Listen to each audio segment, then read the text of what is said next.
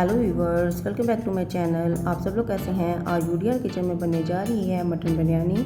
Mutton biryani बनाने के लिए मैंने 2 किलो मटन लिया है। अब इसमें कुछ स्पाइस शामिल करूंगी। आप जल्दी से मेरे चैनल को सब्सक्राइब, लाइक और अपने दोस्तों के साथ शेयर भी ज़रूर करें।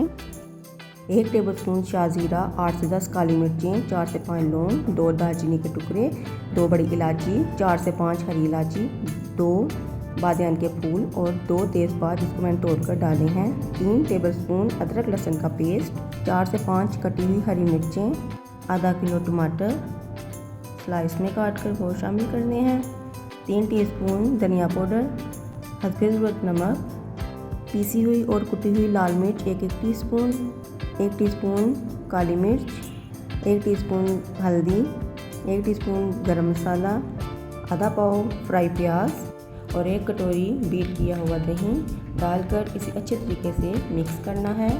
गोश्त हमारा अच्छे तरीके से मिक्स हो चुका है। अब इसे मैंने 4 से 5 घंटे के लिए मैरिनेट करना है। अगर आपको जूसी और चटपटी बिरयानी खानी है तो टमाटरों की मिकदार ज़्यादा जाएगी। अब एक देगची में मैंने आधा कप घी शामिल किया है। जब घी मेल्ट हो जाए तो इसमें मैंने आधा पाव प्याज और शामिल किए हैं। प्याज़ों को ट्रांसपेरेंट करना है। जब प्याज ट्रांसपेरेंट हो जाए तो इसमें मैरिनेट गोश्त शामिल कर देना है। गोश्त शामिल करने के बाद इसे अच्छे तरीके से मिक्स करना है। जब मिक्स हो जाए तो इसमें मैंने 3 मग गर्म पानी शामिल किए हैं। इसे मिक्स करना है और इसे ढककर 40 से 45 मिनट तक कुक करना है या जब तक गोश्त गल ना जाए। देखिए गोश्त में से पानी खुश्क हो चुका है। जब पानी खुश्क हो जाए तो इसमें मैंने 1 कटोरी इमली का पल्प शामिल किया है और इसे अच्छे तरीके से मिक्स करना है।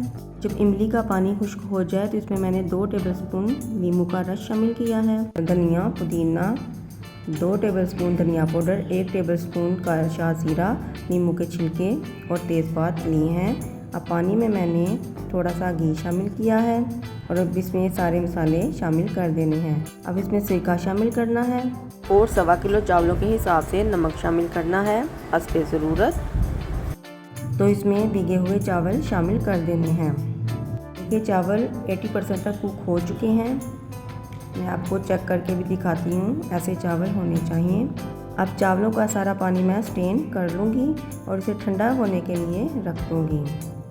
जब चावल ठंडे हों तो ये दम में बहुत अच्छे पकते हैं। अब मैं इसकी तह लगाती हूँ। पहले मैंने सारा मसाला नीचे लगाया है।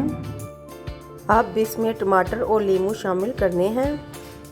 नींबू डालने के बाद इसमें मैं चावलों की तह लगाऊंगी। आधे से ज़्यादा चावलों की तह में लगाऊंगी और इसमें मैं कोरमा शामिल करूंगी। जब कोरमा शामिल हो जाए तो फिर ऊपर से मैं टमाटर और नींबू डालूंगी और धनिया पुदीना और चावलों की तह लगानी है। जब चावलों की तह लग जाए तो इसमें फ्राई प्याज, पुदीना और धनिया और 1 टेबलस्पून जायफल, जावित्री, हरी इलायची और बादियान के फूल को ग्राइंड करके वो शामिल करूँगी और ऊपर सारा फैला दूँगी। और ऊपर से मैं जर्दे का कलर और 2 टेबलस्पून मैं देसी घी के शामिल करूँगी। देसी घी शामिल करने के बाद 20 से 25 मिनट का दम लगाना है। 20 से 25 मिनट बाद बहुत ही चटपटी और जूसी बिरयानी तैयार हो गई है। मज़ेदार मटन बिरयानी तैयार है। देखिए कितने खिले खिले चावल तैयार हुए हैं। आप इसकी लुक चेक कर सकते हैं। अब मैं इसे सर्व करती हूँ।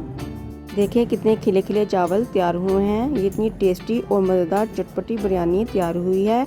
आप इसे ज़रूर ट्राई करें और अपने घर वालों को बनाकर ज़रूर खिलाएं।